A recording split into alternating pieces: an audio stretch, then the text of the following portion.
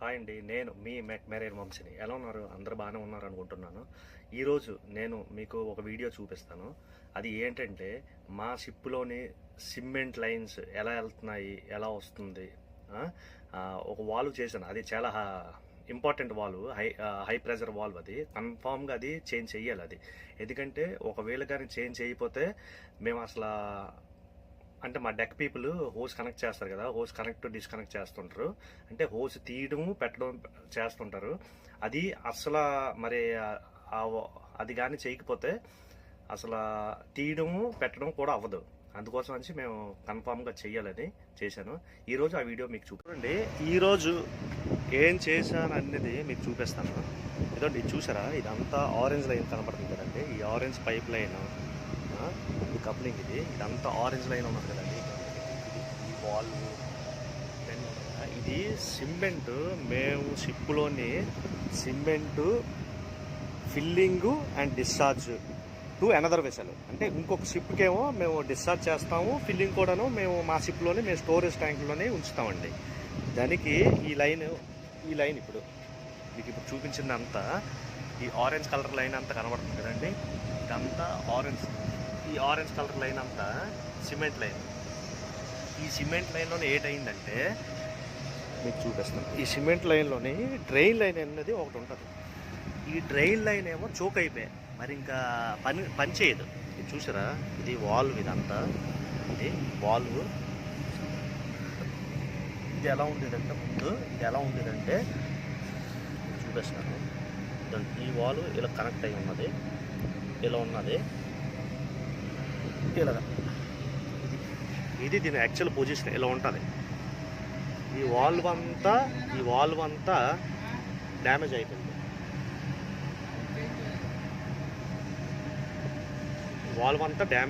ఇది మొత్తం లైన్ పాడైపోయింది అనేసి నేనేం చేశాను అనుకుంటున్నారు, ఇదంతా రిమూవ్ చేసి చూసారా? ఇది కొత్త లైన్ ఇప్పుడు నేను వేసాను. ఇదంతా కొత్త లైన్. ఇక్కడ 45 degrees ఎల్బో ఇచ్చి ఇక్కడ కొత్త నిప్పులో ఒకటి పెట్టి ఇది చూసారు. ఇది 1 inch line. 1 inch line ball అంటే బాల్ వాల్లోని ఇది హై ప్రెషర్ని విత్ స్టాండ్ చేస్తుంది. ఈ వాల్ చూసారా?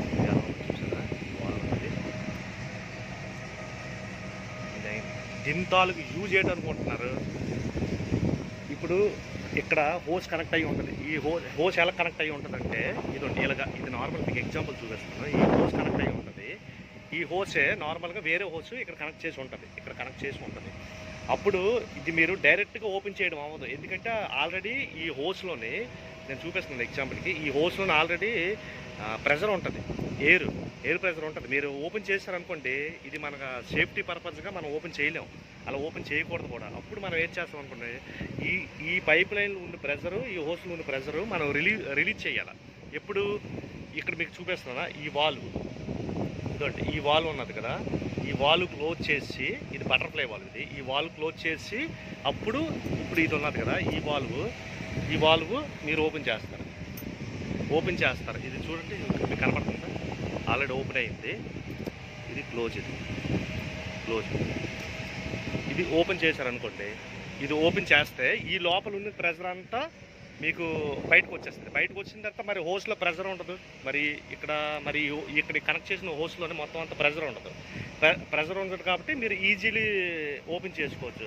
అది మీకు సేఫ్టీ పరంగా పర్వాలేదు. లేకపోతే మీకు ఆ హోస్ ఓపెన్ చేసినప్పుడు ఈ హోస్ ఏమో మీకు వచ్చి తగిలే ఛాన్సెస్ ఎక్కువ ఉంటుంది. వచ్చి తగిలడం కాదు, పై ప్రెషర్ మీద మీకు కొట్టిస్తే మనకి లైఫ్ థ్రెట్, అది లైఫ్ డేంజర్ మీకు. అది ఇప్పుడు ఈ లైన్ కదండి, ఈ లైన్ సేమ్ ఇంకోటి ఇటువైపు కూడా చేశాను. ఆ లైన్ మీకు అది కూడా చూపిస్తాను.